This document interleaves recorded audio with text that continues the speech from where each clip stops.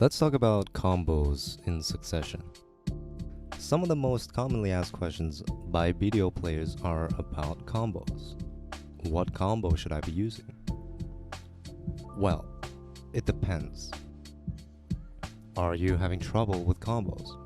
Then you're in luck because due to Serene Mind, you're honestly able to use the same combo in almost any situation.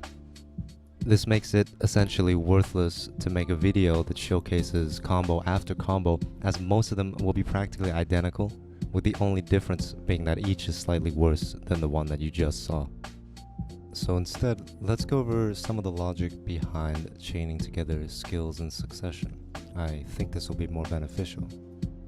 Now, Succession Musa does a lot of damage, so depending on your AP, you may find yourself not needing a combo, as you're often able to deplete a target's HP in just 2 skills or even 1. You might not even need to hit a CC.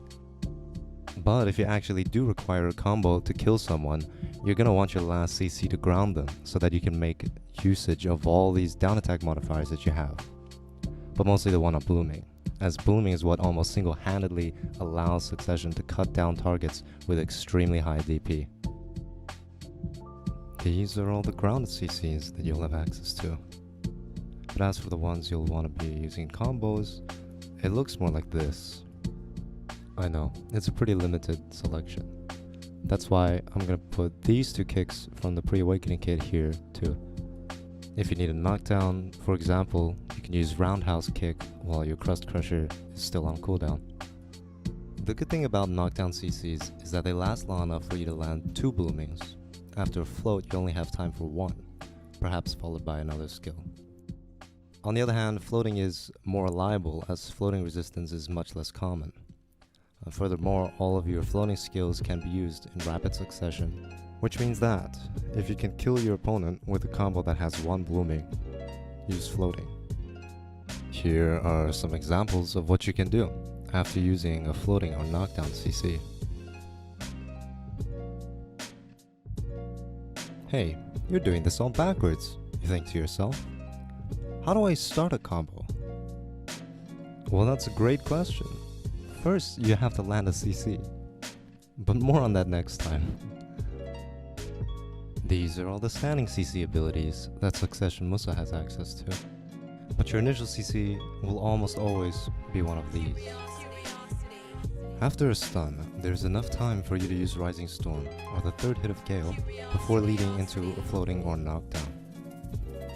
However, unlike in Awakening, in order to deal maximum damage in a combo in succession, your initial CC must be a stiff, because this allows you to cast Blooming 3 times within a single combo.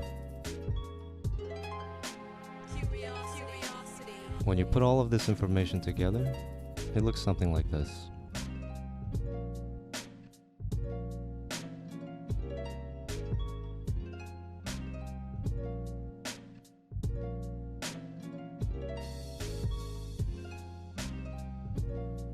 Did I leave anything unanswered? Do you think this video is terrible? I'll leave my Discord in the description. You'll be able to reach me there. Alternatively, drop by my stream sometime. I stream pretty much every day. That's all from me for now. Expect more guides soon. Until next time.